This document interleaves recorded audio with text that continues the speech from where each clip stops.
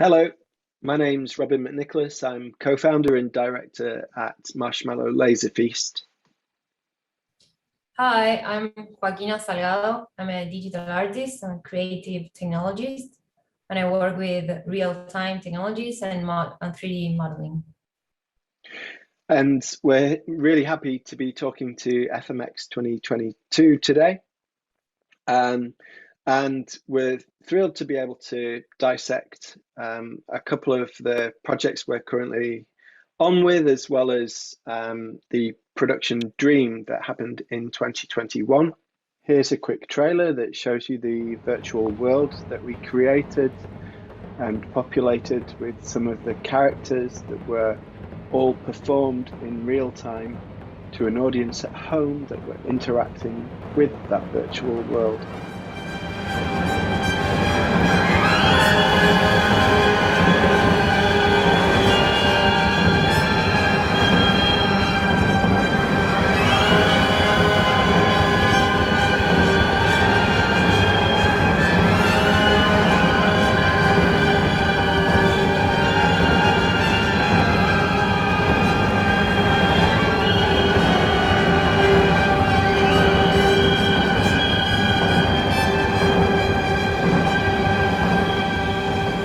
We are here to talk about virtual world building, real-time production, and the characters that populate those virtual worlds. Initially, the project that connects Joaquina and myself was a collaboration between many people: the Royal Shakespeare Company, the Philharmonia Orchestra, Epic Games, as well as Manchester International Festival, and a myriad of skilled practitioners that took on this very ambitious project and presented it in a live context.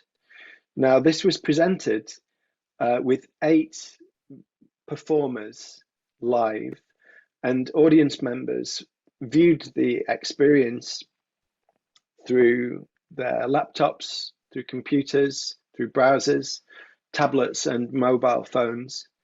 We managed to have 65,000 people view it over 10 performances. It was a huge experiment, and it enriched all of our lives and occupied a lot of time during the pandemic. And what it involved was effectively a 7 by 7 meter volume. And within that volume, we brought it to life. And inspired by A Midsummer Night's Dream, we created a live virtual production, a virtual story world, and virtual characters that populated that space. In addition to that, we're going to shed light upon Idrontes, which is a new production that is now live in Argentina, that Joaquina has just released, also built in Unreal Engine. As well as some future productions that we're developing. So, Joaquina, first and foremost, could you just explain what your role was on the project Dream, and then perhaps take us into the virtual world building that you're dealing with Idrontes? Yes, sure.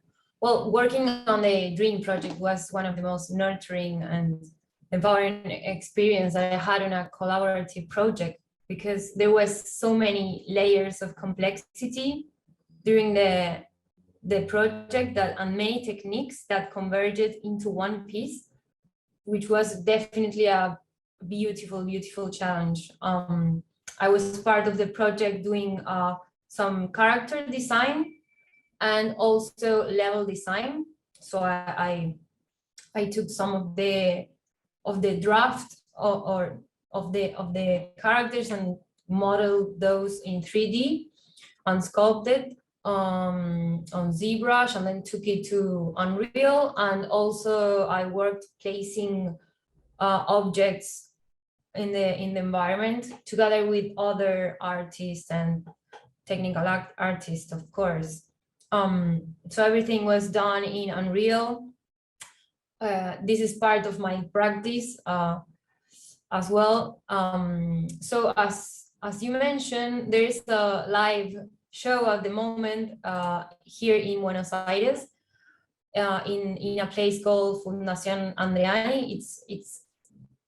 It's going to be up until September. So if you're in Buenos Aires, please visit. It's free. And I made an installation with a sound artist called Nina Corti.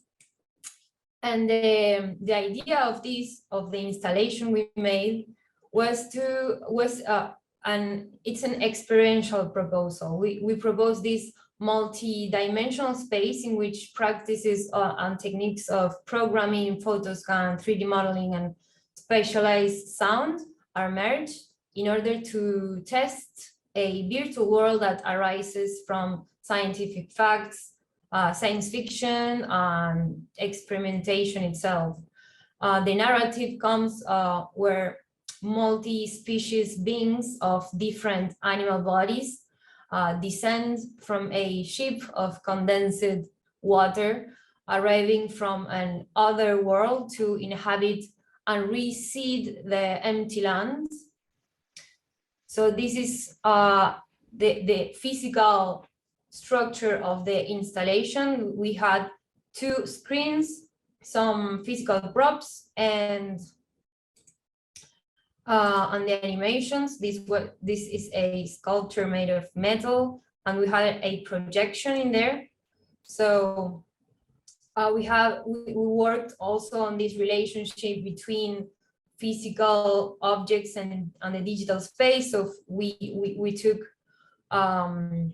some things from physical world and brought it to the digital space. And then when the narrative unfolds, it becomes together. This is the spiritual being talking to the new species that are populating the world. So this is also made in Unreal with mocap data.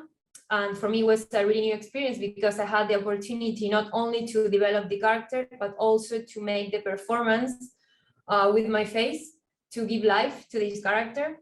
So it was a really, really interesting work I've made in the last few months. That's super interesting, Joaquina, in that as a developer, an artist, did you ever think that you would find yourself performing as part of your practice? Well, art takes you to unknown places. The idea of all of this was just to experiment and have fun with different formats. So this is what I've made, and I was really compromised with the project, not only with the ideas, but also with my body. So I had the possibility to work with a performer, but I prefer to just use my body and my experience to do that part of the project. So yes, and some of the techniques that we used in Dream, they're the same techniques that I use on this project. So that is why they're also linked, I feel like, in my practice.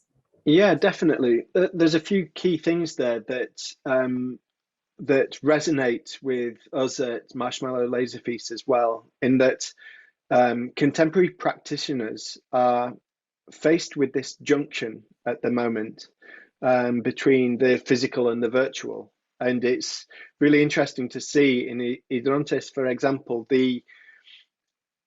that there are physical artifacts that exist in a virtual context, and vice versa.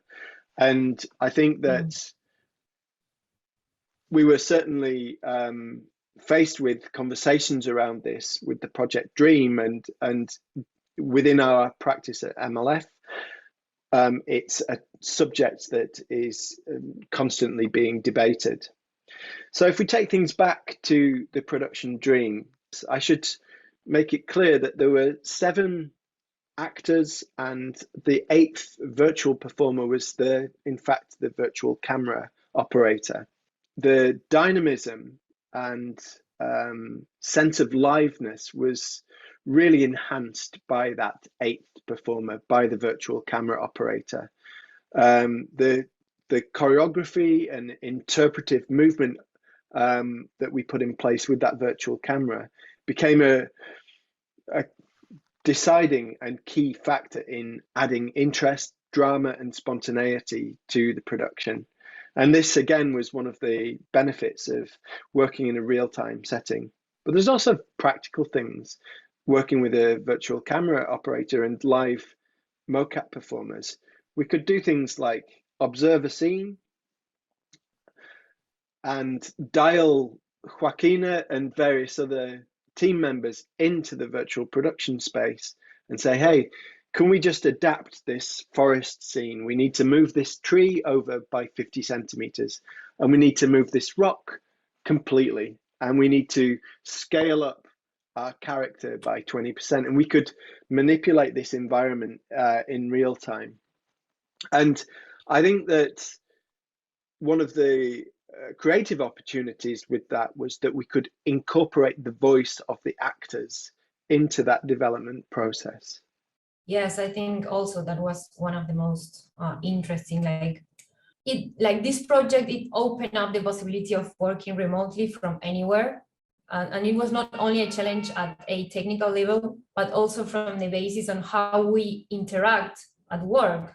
So like, how do performers were part of this digital project?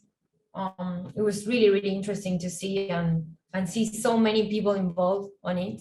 So the construction of the environments, the process was first to take samples of nature, so through photoscan, and then through a process of decomposition and programming, it became this magical digital nature place made of point clouds where these beings inhabit. So it was amazing and really magical to see everything just taking form and yes, like being alive. Definitely. One of the approaches that was important was to stay as true to the original text as we possibly could do. So working with Pippa Hill, head of literary at the Royal Shakespeare Company, we extracted all the flora from the original text. And these were the trees, foliage, flowers, plants that populated our environment. And so we had quite a clear list, effectively, of assets to populate within our forest. But the important consideration was for it to operate in real time with all of the other factors. There was things like point cloud budget that we had to work out, and all of the kind of technicalities relating to whether this thing would actually run in real time with all the lighting, with all the smoke effects, with all the particle effects that we were incorporating as well. It meant that there was a lot of pre-thought and planning that was put in place in order to allow for this 7 kilometer by 7 kilometer forest to exist in the first place. And so, as well as effectively a point cloud budget and a particle effect count, one of the exciting factors of the project dream was the forest itself became a character. As mentioned, you know, the flora within the forest was populated from the original text. So things like primroses, eglantine, various oak trees, and so on, all featured in the original Shakespeare text. And these were processed, developed, but then made into a malleable form where we could give atmosphere. Yes, so we had the point cloud system and the object system, and when the story unfolds, there is a moment of a storm, and then at a technical level, then you have these sequences that are triggered by some actions, but also the materials that the point clouds are made of, they had these different animations with different intensities. So when the intensity of the narrative comes to a high level, also the animations of the materials and the lighting of the scenario starts changing and starts creating this atmosphere that also, like, of course, the performers doing the performers on stage were interacting with. So there was like this synchro between, you know, sequences and the movement of the camera and the materials animated.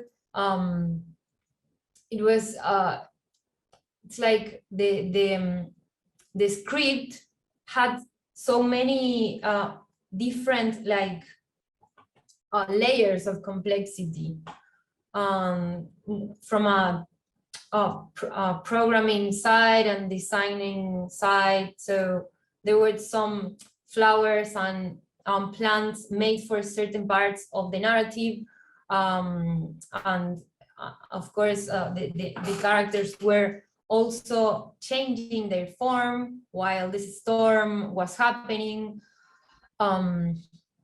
Yes, it was yeah, really amazing to see. And also the sound, like the sound was a really important part of the narrative. So all the design decisions had to be coherent with the sound and how the story unfolds. So it was really interesting to work on that.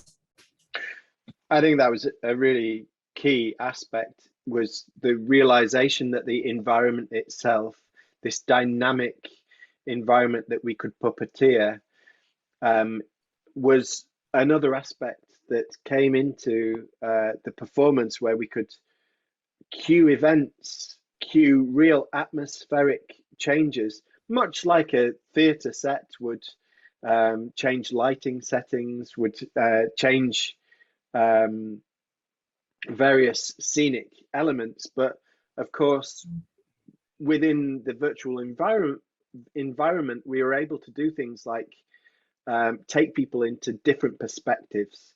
So we could really explore and lean into the possibilities that a virtual camera within this virtual environment can take our audience on a journey where we wouldn't necessarily be able to do it with so much fluidity on a stage.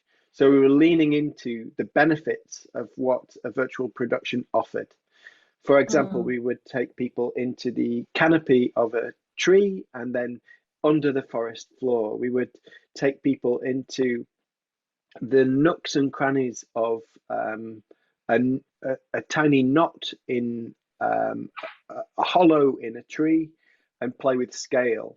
And scale became a really important mechanic in order to enhance the journey, but also vary what was going on within this 7 by 7 meter volume. You know, it meant that if we could scale everything up and allow the character Puck to come face to face with a giant eyeball, Cobweb, the character whose eyelashes were cobwebs, then we could really start leaning into some of the possibilities offered up with, in this case, Unreal Engine, in new ways as well. New characters, non-bipedal characters, characters that were just giant root systems, faces that emerged from root systems and were illuminated by mycelia networks. And I think this particular project allowed for the initial creative ideas and sketches to become a reality. And I'm interested, Joaquina, when you first were introduced to the character Cobweb, for example, how did you process this? You know, were you thinking about puppetry and the way it would be animated? When did scale become a factor? It'd be really good to dissect Cobweb as a character and how it was driven by the performer, initially, of course, it was driven with the hand, and then eventually by the whole body. Could you talk us through that process and how we went about rigging that particular character, for example? Yes, well, something in addition to that is that not only the complexity of having performers and doing the atmosphere on live, but also the opportunity of the audience to directly influence the live performance from wherever they were in the world. So it was not only the performers and the queue of different events, but also the audience, the people like interacting with that. So I think that is where the magic happens on this project. Particularly in the Cobweb character, it was an eye, and Cobweb lived inside of the tree, inside of a tree, of a hollow inside of the tree. So we had to be very careful with scale, because we had to make this really like the hollow inside of the tree. So first we had the photo scan of the tree, and we had to modify, like sculpt that tree inside of another program of ZBrush. And we had to place this stage inside of this small hollow inside of the tree. So it was, on a technical level, was really challenging. But there was these transitions with cameras and sequences that allowed from one perspective of scale to the other perspective of scale to happen. And so we had this encounter between Puck, the principal character, and Cobweb inside of the hollow of the tree. The process of rigging this character was, I did the rigging. Martin was the one on charge of that. He was master of rigging the project. So I made the model of the eye and the texture and materials, and then he built up the rigging of that eye, and afterwards the performer was able to manipulate the eye. So Gabor, one of the key artists, technical artists of the team, was in charge of making the eyelashes of the character Cobweb. These eyelashes were physical accurate, they have this physical accurate movement, so they were bounded between the eye and the hollow, and when the performer moved his body in order to move the eye, the eyelashes were like really, they had a really big impact on the stage. Let's talk about Moth, because Moth was a really interesting character in that it effectively was an ethereal character that was a large moth made up of smaller moths that had the ability to break up into a cloud of moths and reassemble, and it could fly through trees. And the way in which that was puppeteered, I felt, was again embracing some of the new capabilities that real-time technologies and games engines offer. You know, to realize this on a stage would require all kinds of different wires, and you know, it would be a puppeteer's nightmare, I think, because of all the tangling that would happen. So again, it's one of these characters that I think came to life because of the opportunities and creative possibilities offered by these real-time animation systems. Yeah, do you want to elaborate on Moth a little bit more? Yes, I think Moth was my favorite character. I had the opportunity to model the character, but it was amazing to see how, like, the movement of the particles, like the small moth give life to this bigger character, and the fluidity of the movement of the character was really impressive. And I think one of the keys of this character was also, as you mentioned, the scale, because at the scale, I think was the biggest character, right? But at the same time, it was made of smaller creatures. So it was really kind of poetic in a visual way to see the movement inside of, you know, the scene, which was really beautiful in the canopy where you have moth and the moon. That image was really powerful for me. One of the most beautiful scenarios. And then you had this also this part when moth was on the forest, and we build up the illumination of that. So we have these rays from the sun coming through the trees, and they illuminate the character. So the different colors and textures of that character could be seen only through this subtle lighting of the scenario. Yes, it was one of my favorites, definitely. It was certainly one that I think really came to life and took a long time, really, going from the initial sketches in the storyboard to being able to allow the performer to manipulate the particle system in real time. And what's more, there was a dynamic score and it was musical. And so it really became this nuanced performative puppet that Jurassi, the performer, was able to, we mapped it in such a way that the motion capture suit would just require the slightest movement of the arm and it would disperse. The character moth would disperse into a cloud of moths. And then when they bring their arm back down, it would coalesce. And there was mapping to the score with the gesturement system as well that really helped bring this audiovisual synchrony together. And Joaquina, I know that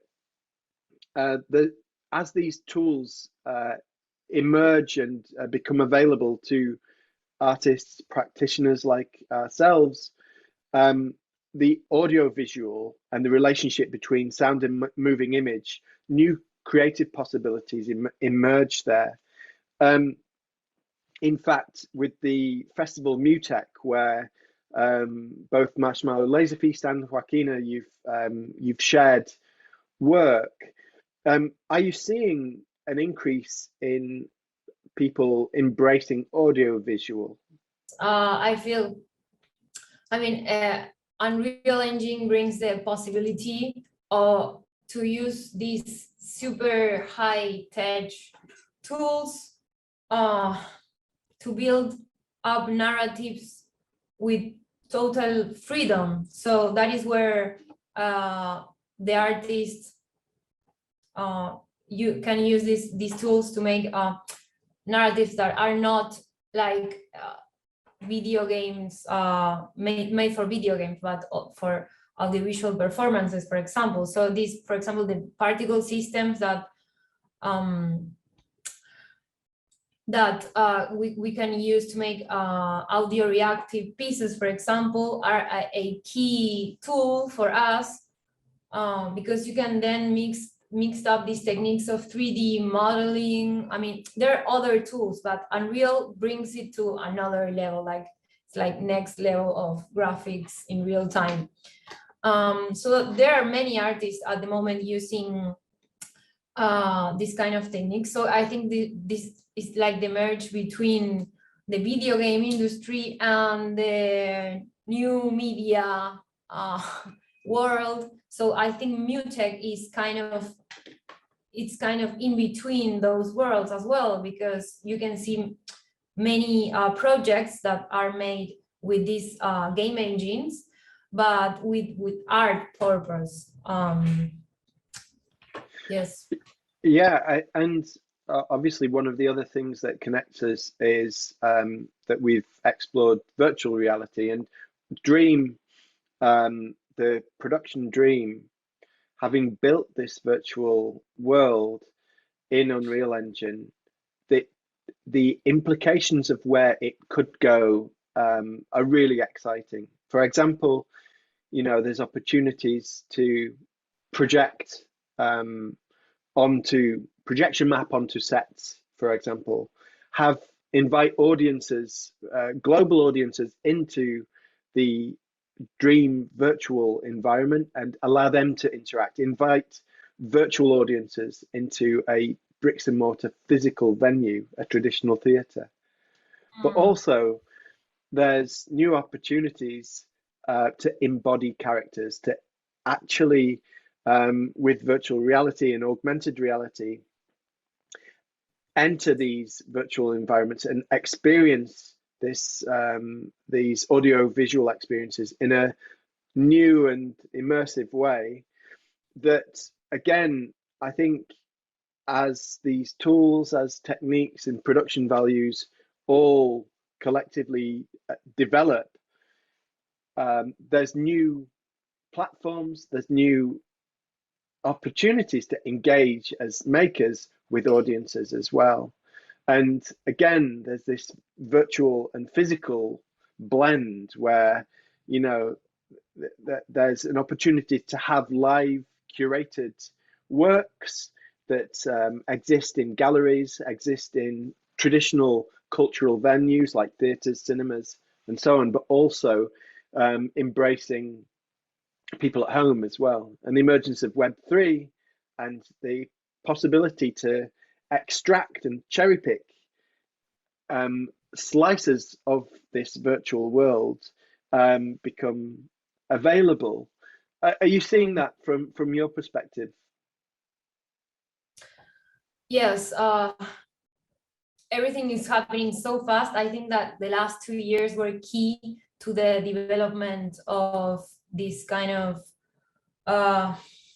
merging the art with the technology, with a new high-tech world.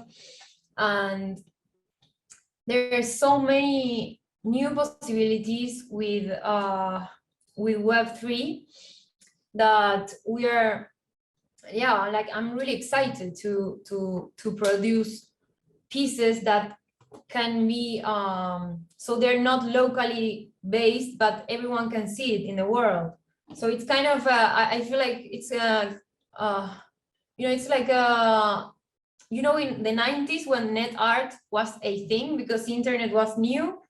It's like I feel like it's like the second part of that story, because with Web3 there are so many new possibilities that we're at this moment like exploring formats, and everything is new and everything looks like an opportunity. So it might change in the next years, but yeah, there's so much freedom to do whatever you want with real-time technologies like this project, like people interacting with the performers live. Yes. So one of the things that, as practitioners, Marshmallow Laser Feast, we use technology, but we use it in such a way that we're mindful of the zeitgeist, and we're mindful of tech for tech's sake. And what we're trying to focus on is the emotional impact and stories that we can get to. What are your thoughts on this? I think there's like technology advances so fast that we have so many tools available, and you have to keep up with the pace of trying to be used to the new tools, that sometimes it's easy to forget about the concept of the artwork or the sensitive of the narrative you're trying to represent. So I think it's really important to keep in mind that it's a balance, you know, between how you develop your technique, which I feel like is part of the new contemporary art as well, like the process itself of programming or sculpting in 3D, that is also poetic, but because there are many industries involved, and like that sometimes like the most, like the softer part or like the more sensitive conceptual parts, it's on a secondary place. But I think it's a task. It's something we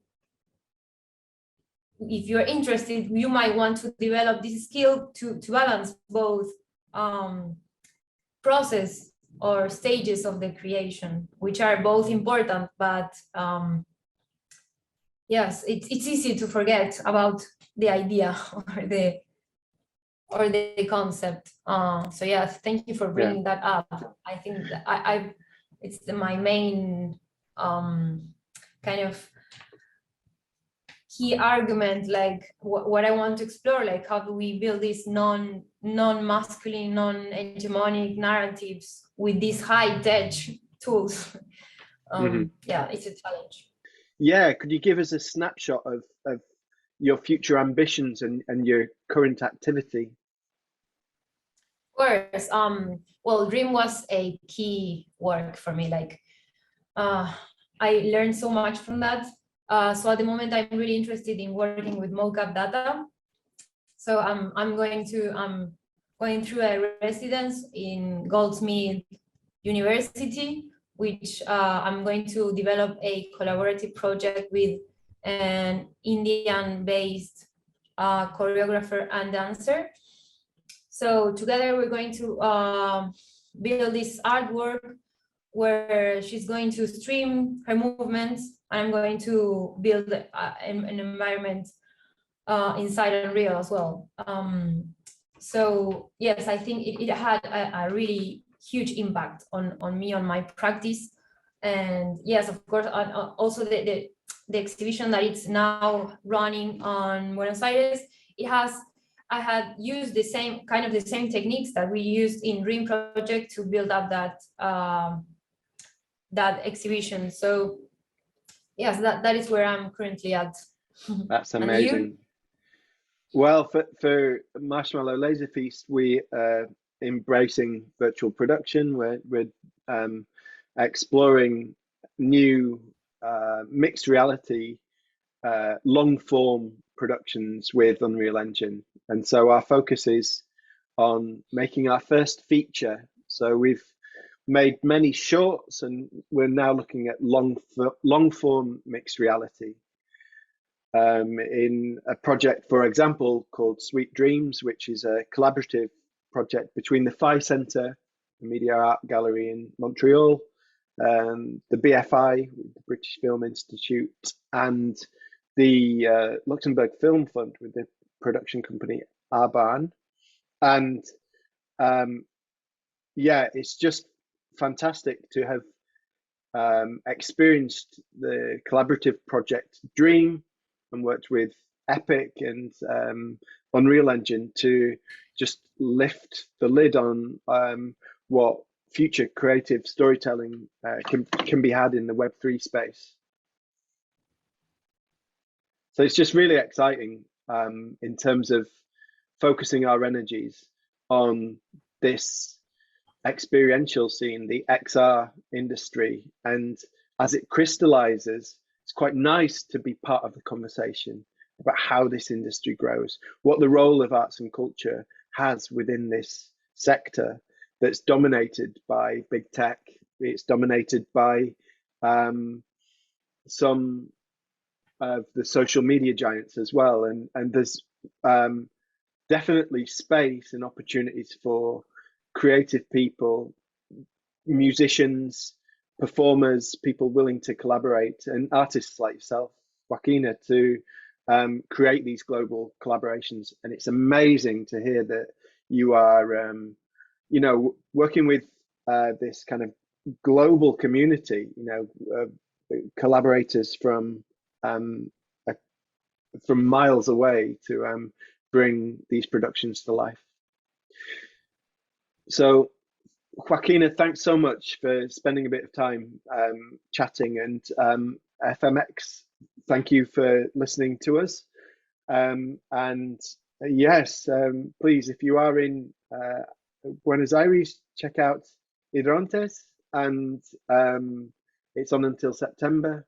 And Marshmallow Laser Feast are going to be, we're showing work in the art science in Singapore and many places across the globe right now. So we feel very privileged to be touring work, and hopefully you can check out our new work in the future. Thanks.